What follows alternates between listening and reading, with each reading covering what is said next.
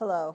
Thank you for tuning in as we reflect on where we've been as a community over the past 4 years, our progress and achievements, and the opportunities that lie ahead for our great city. When I was offered the chance to serve as city manager 4 years ago, I anticipated that it would be the greatest challenge of my professional life. I knew that this job would provide daily opportunities to help Lowell move forward and to realize our city's remarkable potential. I could not have predicted, however, that less than 2 years later, we would be confronting a global pandemic that would threaten the health of every resident, upend every aspect of our daily lives, and test the resources and capabilities of municipal government. While guiding our community through the COVID-19 pandemic may have become the defining mission of my time as city manager, we never considered it as an excuse to relent from the other critical work before us. In the earliest days of my administration in 2018, we set out a strategic set of priorities that have guided us every day, even as we confronted the unknown in the most arduous days of COVID-19 crisis. Our commitment to the City Council and the residents of Lowell 4 years ago was to focus on strong financial management, economic development, public safety, education, and quality of life improvements. And despite the countless hurdles that have been defined the last 2 years, I am pleased to report that we have achieved meaningful progress in each of these areas.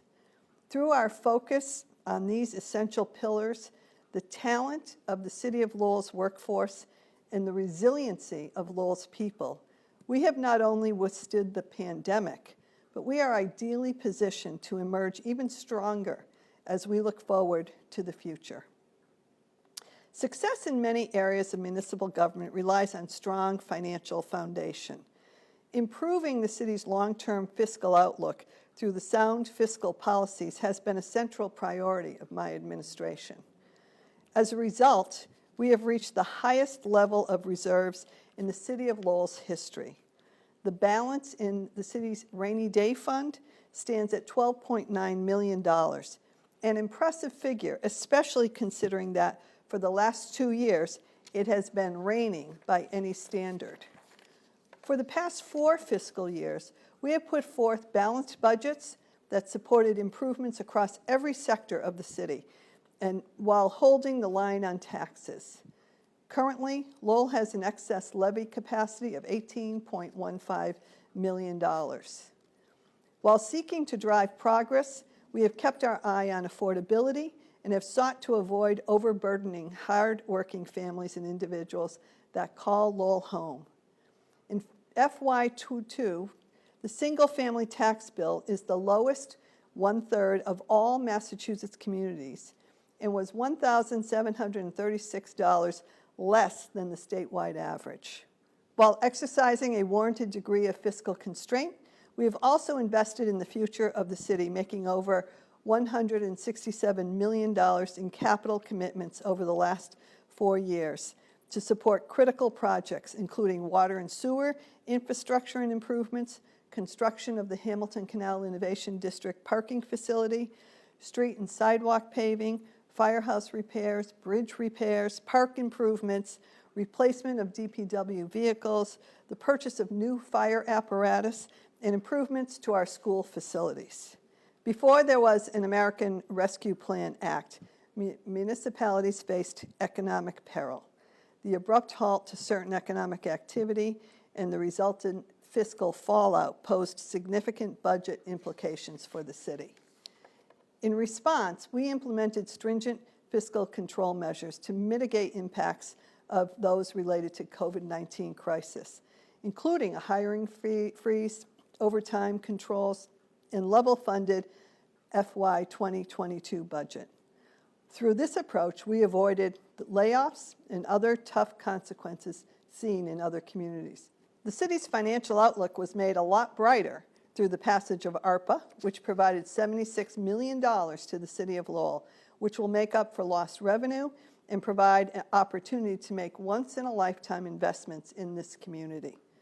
Last month, my administration released an initial plan for use for the funding, which outlines investment in parks, in water and sewer infrastructure, downtown, in neighborhood improvements, and much more.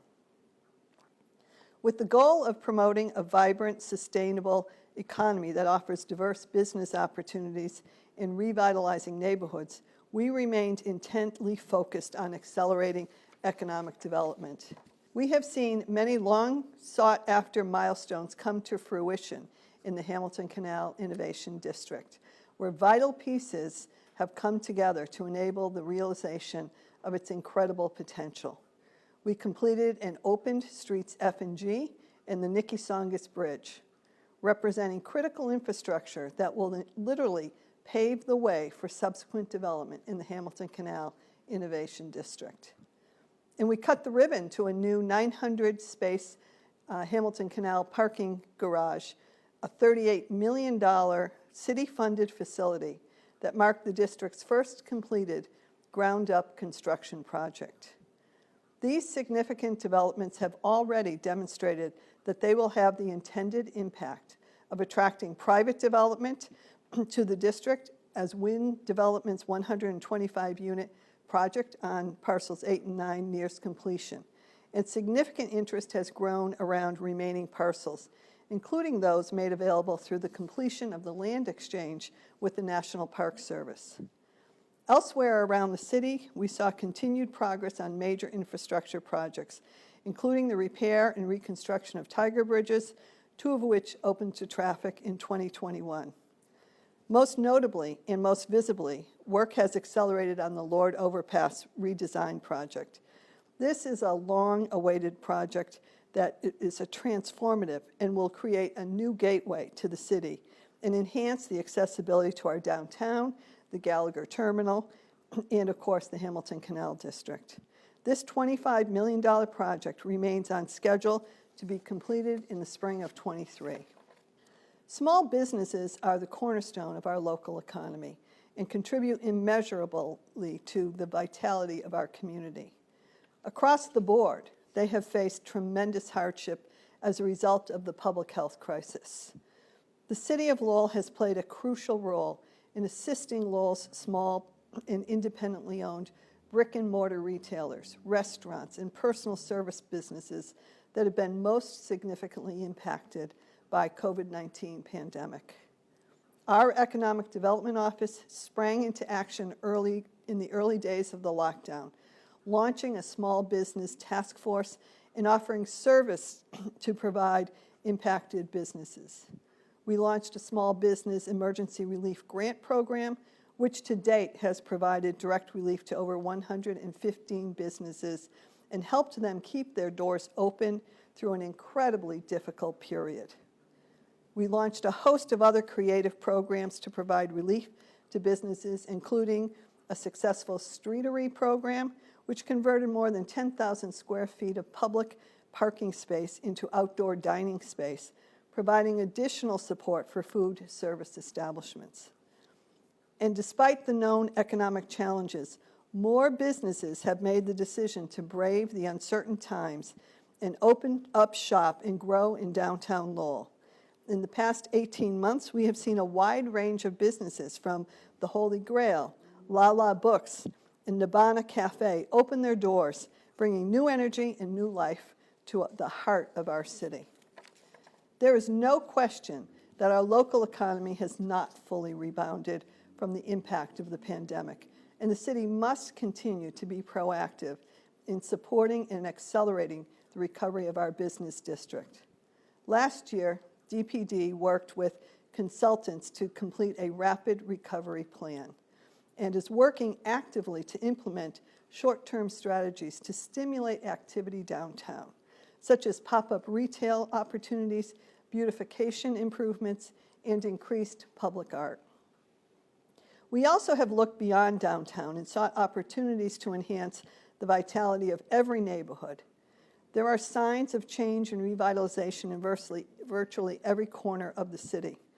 One particularly exciting example of this is the Acre Crossing project, a mixed-use development led by Jeanne d'Arc Credit Union and Susi Industries.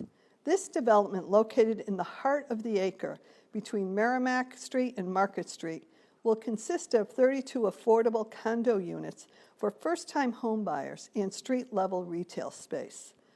The city applied for and obtained $1.7 million in MassWork grants, which will support critical infrastructure improvements near this project site, which will both accelerate the development and enhance the neighborhood for existing residents. In the last 4 years, we have undertaken and completed high-impact projects across the city that aim to improve the quality of life of all residents. The pandemic has generated renewed appreciation for outdoors for all of us. And as such, we have emphasized such projects that will enable residents to get outside and enjoy Lowell's unique urban landscape. In the past year alone, projects to extend to the Concord River Greenway and the Riverwalk have forged ahead, including through the installation of 3 pedestrian footbridges, and we cut the ribbon on a fully renovated Hovey Park, the first universally accessible playground designed to be enjoyed by children of all abilities. And we have completed projects to replace the playing surface and track at Cawley Stadium, totaling nearly $700,000, and marking the beginning of a multi-phase process to rehabilitate the athletic complex. The strength of any community depends on the success of its academic institutions. During my time as city manager, we have continued our multifaceted approach to improve education in the city and ensure that young people in Lowell have access to excellent education opportunities from pre-K through graduate learning. This is reflected in our local contribution to our school department and our efforts to improve school facilities. For the past 4 years, we have consistently exceeded significantly net school spending requirements to a degree that exceeds that of other gateway cities with enrollment over 10,000 students. We believe strongly that the city must provide secure and comfortable learning environments that give all students a chance to succeed, and have continued a landmark effort to leverage funding available through the Mass School Building Authority Accelerated Repair Program to attend to long-deferred areas of need in our school facilities. In 2020, we completed projects to replace 6 boiler systems and 2 roofs, representing $13 million in investment. Last year, 7 new projects across 4 school buildings were accepted into the Accelerated Repair Program, which are currently in design phase. This year, we submitted application for eligible boiler, roof, and window projects at 9 different schools. This aggressive effort, while not solving all of the issues related to aging schools' infrastructure, has significantly reduced the annual heating challenges that in the past have disrupted learning in our school buildings.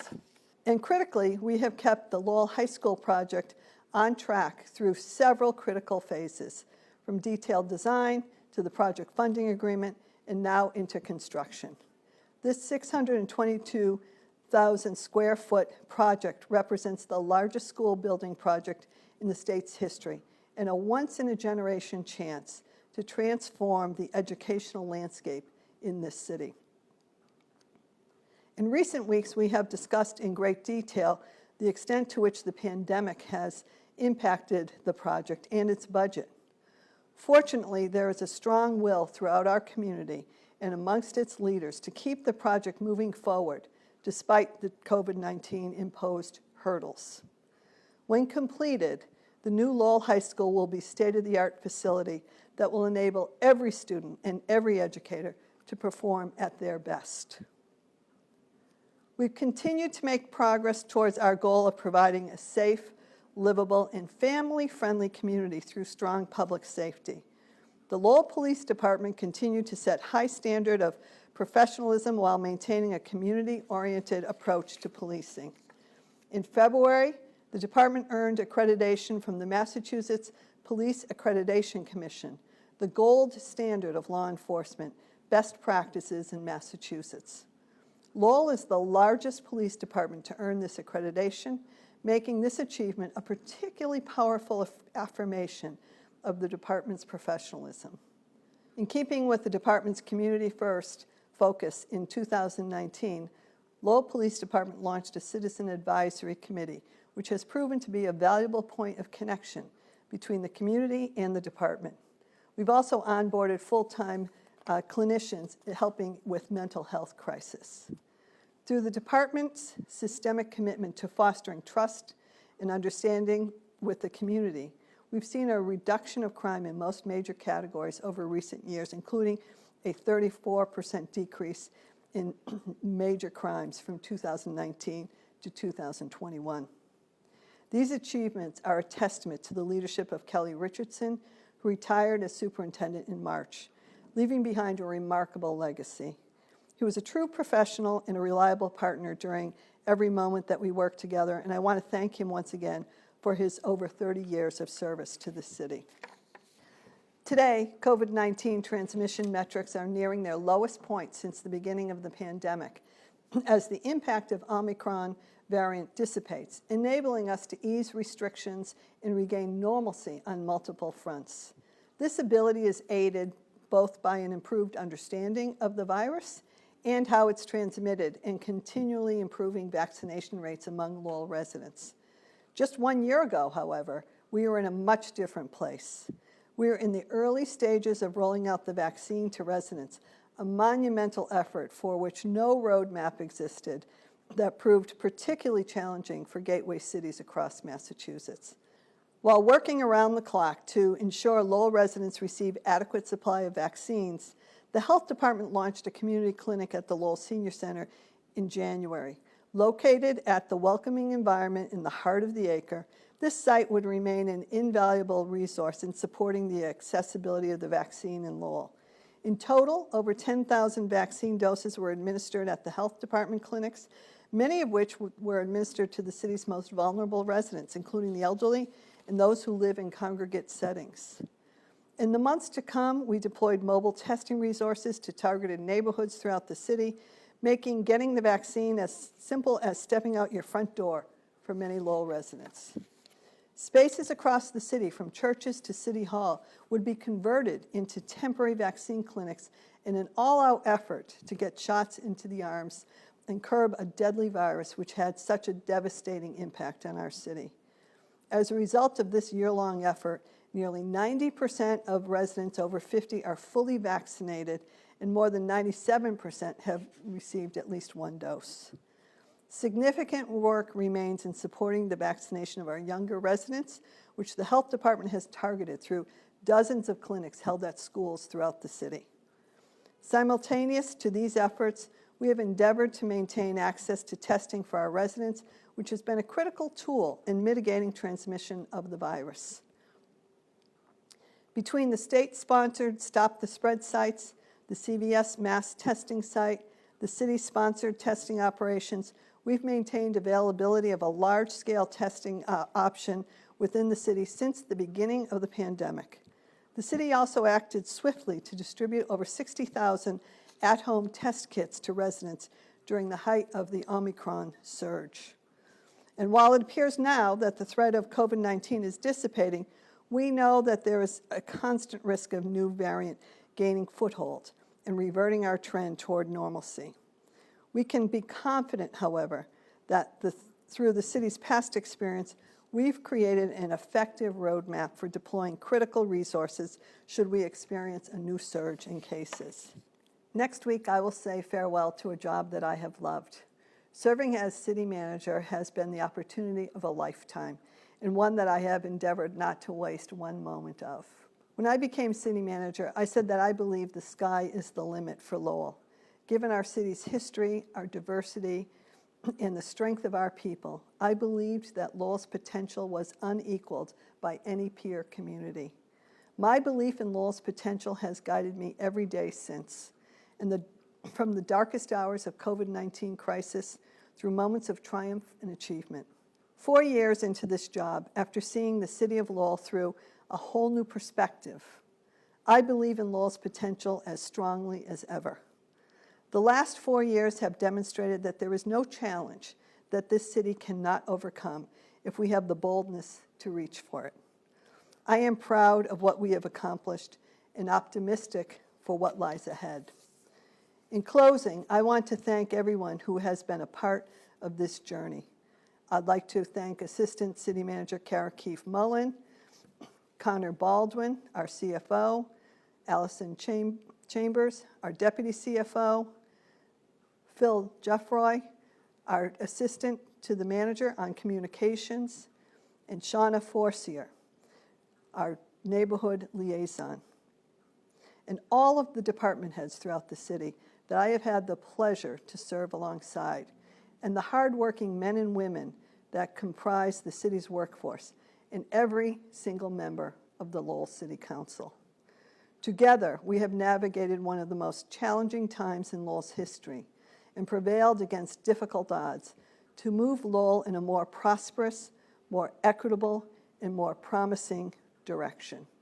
Thank you.